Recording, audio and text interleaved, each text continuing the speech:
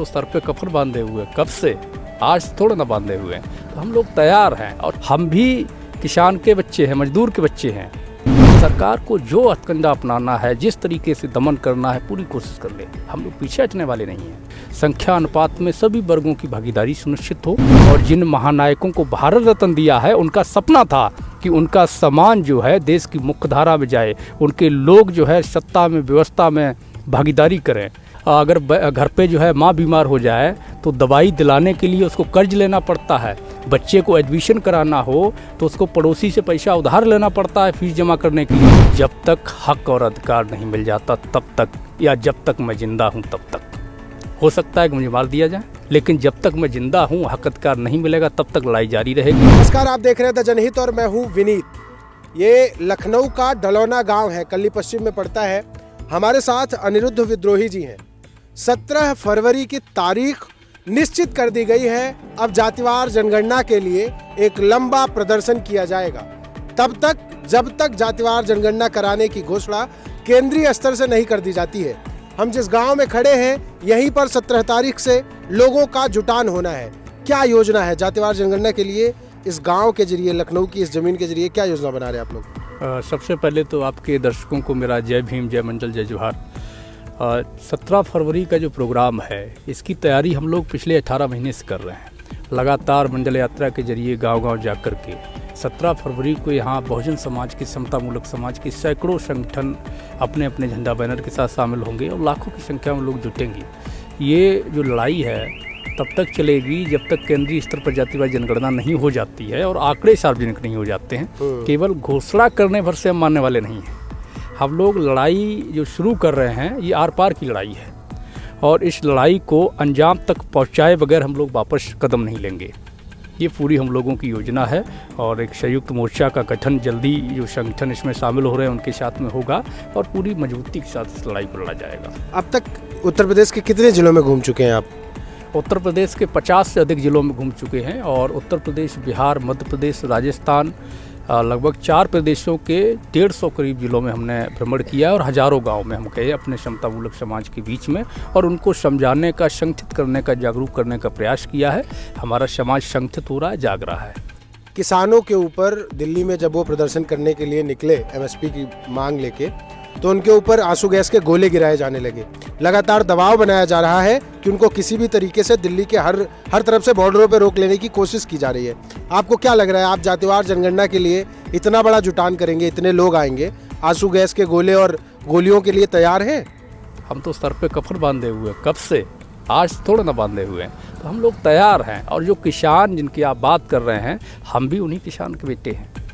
हम भी किसान के बच्चे हैं, मजदूर के बच्चे हैं। हम गोली खाने के लिए, आंसू गैस के गोले झेलने के लिए, जेल जाने के लिए, हर चीज़ के लिए तैयार है। सरकार को जो हथकंडा अपनाना है, जिस तरीके से दमन करना है, पूरी कोशिश कर ले। हम लोग पीछे हटने वाले नहीं हैं। आप लोग की कौन कौन सी मांगे हैं, जो प्रमुख मांगे हैं? हमारी प्रमुख मांग है, सबसे पहले तो केंद्रीय स्तर पर जाति जनगणना हो, मंडल कमीशन को संपूर्ण लागू किया जाए। अभी 38 सिफारिशें शेष हैं, 2 ही लागू हुई हैं। संख्या अनुपात में सभी वर्गों की भागीदारी सुनिश्चित हो और ईवीएम को हटा करके बैलेट पेपर की वापसी की जाए, बैलेट से चुनाव कराया जाए। ये हमारी प्रमुख मांगें हैं।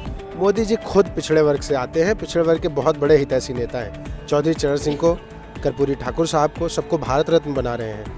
आपको क्या लगता है, आपको प्रदर्शन की ज़रूरत है? जब पिछड़ों का इतना बड़ा हितैषी सत्ता में बैठा है, क्या ज़रूरत है इतना बड़ा जुटान करने की आप लोगों को? देखिए, समाज को भारत रत्न से विकास समाज का नहीं होगा। भारत रत्न उन्होंने दिया है हमारे किसानों के मसीहा चौधरी चरण सिंह साहब को और जननायक कर्पूरी ठाकुर साहब को। इसके लिए हम उन्हें धन्यवाद देते हैं। लेकिन अगर वो वास्तव में पिछड़ों के हितैषी हैं और चाहते हैं कि देश में जो पिछड़ा वर्ग है, इसको हक मिले, न्याय मिले, ये विकास करे, आगे बढ़े, मुख्यधारा में आए, तो सबसे पहले तो वो जातिवार जनगणना करवाएं और जिन महानायकों को भारत रत्न दिया है, उनका सपना था कि उनका सम्मान जो है देश की मुख्यधारा में जाए, उनके लोग जो है सत्ता में, व्यवस्था में भागीदारी करें। तो उनको जो अवसर देने का सपना इन लोगों ने देखा था, जिनको भारत रत्न देकर के ये उसी समाज के वंचित तबके को बहलाने का प्रयास कर रहे हैं मोदी जी, उनके सपने को साकार करें। असली भारत रत्न उनके लिए वो होगा। ये बताइए, इतनी सारी पार्टियां हैं जो पिछड़ों के नाम पर राजनीति करती हैं, वोट लेती हैं और सत्ता में भी रही, और दलितों के नाम पर भी राजनीति करने वाले राजनीतिक दल हैं जो सत्ता में हैं, जो सत्ता में हिस्सेदारी भी लेके बैठे हैं, जो कभी सत्ता में रहे। अनिरुद्ध विद्रोही को ही क्यों जरूरत है भाई ये सब करने की? वो लोग तो अच्छी खासी मलाई काटते थे, लड़ लेते लड़ाई। क्योंकि आपने कहा कि वो लोग अच्छी खासी मलाई काटते थे। अनिरुद्ध विद्रोही मलाई नहीं काटते हैं। अनिरुद्ध विद्रोही जो है उस परिवार से आते हैं, उस तबके से आते हैं जो तबका एकदम शोषित है, पीड़ित है, वंचित है, गरीब है, मजलूम है, किसान है, मजदूर है, जिसको अगर घर पे जो है माँ बीमार हो जाए तो दवाई दिलाने के लिए उसको कर्ज लेना पड़ता है। बच्चे को एडमिशन कराना हो तो उसको पड़ोसी से पैसा उधार लेना पड़ता है फीस जमा करने के लिए। अनिरुद्ध विद्रोही उस समाज से आता है कि कोई नेता इस कंडीशन में है। हम अपने समाज की लड़ाई लड़ रहे हैं। हम अपने समाज को जो दर्द में हमने देखा है और जो दर्द हमने झेला है उसको हम महसूस करते हैं। हमारी लड़ाई हमारे समाज के हित के लिए, उसके दर्द को कम करने की लड़ाई है। नेताओं की लड़ाई अपने स्वार्थ की लड़ाई है। हम उस पर कोई टिप्पणी नहीं करेंगे। आप जो दर्द महसूस कर रहे हैं, क्या लोग ये दर्द महसूस करेंगे? भीड़ कितनी इकट्ठा हो जाएगी? आपका क्या आकलन है? आपने लगातार उत्तर प्रदेश में भ्रमण किया, आपने शानदार यात्रा निकाली, यात्रा का समापन कर रहे हैं, आंदोलन शुरू कर रहे हैं। कितनी भीड़ आने वाली है आपकी इन तमाम कोशिशों के बाद? देखिए, सैकड़ों संगठन इसमें शामिल हो रहे हैं, जिसमें किसानों के संगठन, मजदूरों के संगठन, पिछड़ों के संगठन, दलितों के संगठन, जो क्षमतामूलक समाज के हैं, वो सारे संगठन सैकड़ों की संख्या में शामिल होंगे। और ये भीड़ का जहाँ तक सवाल है तो ये मान के लिए कि लाखों की संख्या में लोग इस आंदोलन में 17 को अपनी भागीदारी सुनिश्चित करेंगे। क्योंकि वो इसलिए नहीं आएंगे कि किसी विद्रोही का समर्थन करने जाना है, वो इसलिए आएंगे कि यहाँ उनके हक और अधिकार की आवाज़ उठाई जा रही है। वो अपना हक मांगने के लिए यहाँ पर जुटेंगे, अपने लिए लड़ेंगे। ये लड़ाई कहाँ तक जाएगी? कब तक खींचेंगे इसको आप लोग? जब तक हक और अधिकार नहीं मिल जाता तब तक, या जब तक मैं जिंदा हूँ तब तक। आपके जिंदा रहने तक हक अधिकार न मिलने की भी संभावना है क्या? हो सकता है कि मुझे मार दिया जाए, लेकिन जब तक मैं जिंदा हूँ, हक अधिकार नहीं मिलेगा, तब तक लड़ाई जारी रहेगी। और अगर हक अधिकार मिल जाता है तो फिर हम इस लड़ाई को रोक देंगे। 1991-92 के आसपास जब मंडल की राजनीति चरम पर थी तो मंडल के सामने कमंडल खड़ा कर दिया गया।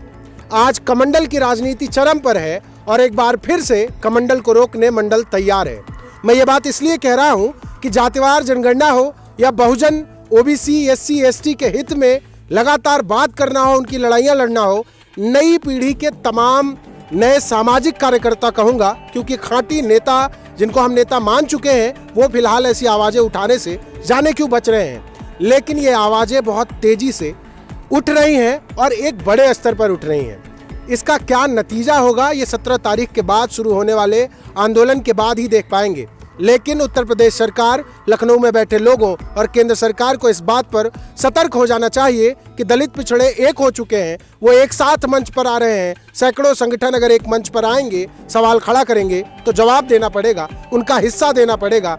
और देखने वाली बात यह है कि क्या किसानों की तरह ही इन लोगों के साथ भी दुर्व्यवहार किया जाएगा, आंसू गैस के गोले बरसाए जाएंगे, या फिर ये लड़ाई सफल होगी। बाकी बने रहे हमारे साथ, चैनल को सब्सक्राइब जरूर करिए। धन्यवाद।